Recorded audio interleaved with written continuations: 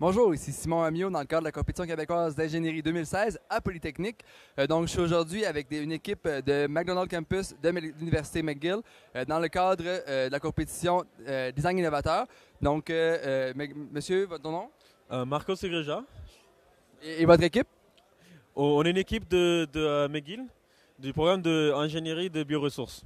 Et quels sont les membres de votre équipe avec vous? Nous avons ici, moi c'est Marcos, Sue, Albi et Yodit. Nous sommes tous ingénieurs de bioressources. Donc, vous êtes tous ingénieurs au campus de McGill, McDonald Campus.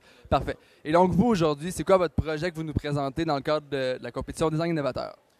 Mais notre innovation, c'est qu'on veut travailler avec des effluents.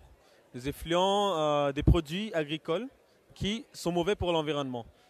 Dès qu'on a une grande industrie de production de sucre et éthanol, biocarburant, qui génère beaucoup de déchets organiques. Notre but aujourd'hui, c'est de prendre ces déchets organiques et, dans un bioréacteur qu'on a dessiné, le traiter de façon à ce que tu peux le rejeter dans ton environnement de façon qui fait moins de mal à tes écosystèmes.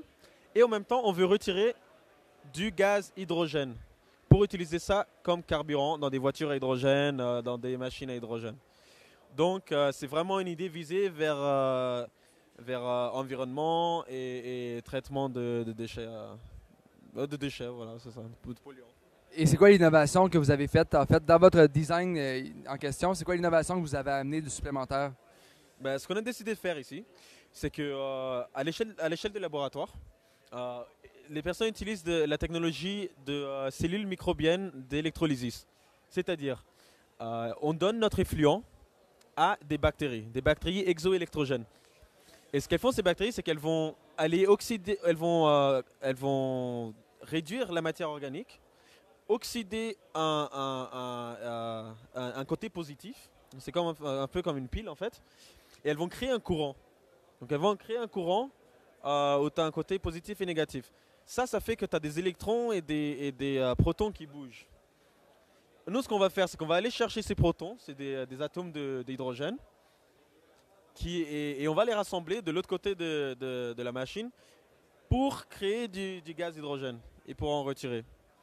La nouveauté, c'est qu'on veut faire ça en échelle industrielle. Donc notre dessin ici tente de faire une simplification de ce système, de réduire les coûts en utilisant des matériaux différents et plus renouvelables et plus faciles à rencontrer, et avoir cette production en grande échelle. Donc on peut traiter on prévoit de pouvoir traiter jusqu'à 5 000 à 10 000 litres d'effluents. Parfait. Et en fait, qu'est-ce que vous voulez faire avec le gaz hydrogène une fois que vous l'avez prélevé, en fait? Et une fois qu'on a prélevé le gaz hydrogène, il y a beaucoup d'applications déjà qu'on a aujourd'hui. Vu qu'on avait un peu un thème de transport pour la compétition, on veut le vendre un peu comme carburant. Tu peux utiliser le gaz hydrogène dans une cellule combustible hydrogène. Et ce que ça fait, c'est que si tu retires de l'électricité du gaz hydrogène. Et tu peux utiliser ça dans tes tracteurs, dans ton usine, tu peux utiliser ça dans des voitures, tu peux utiliser ça dans tes camions qu'il faut le transport de ta matière organique des côtés. Donc voilà, là c'est ce qu'on compte faire avec cette échelle de production, c'est ça. Et plus intéressant, c'est vraiment que maintenant tu as un effluent qui est moins polluant, qui n'est pas aussi mauvais pour l'environnement et que tu peux jeter dans ta rivière avec beaucoup plus de sûreté. Parfait. Ben, merci beaucoup à l'équipe de McDonald Campus de McGill. On leur souhaite une excellente chance dans le cadre, rappelons-le, de la compétition Design Innovateur, la compétition québécoise d'ingénierie 2016.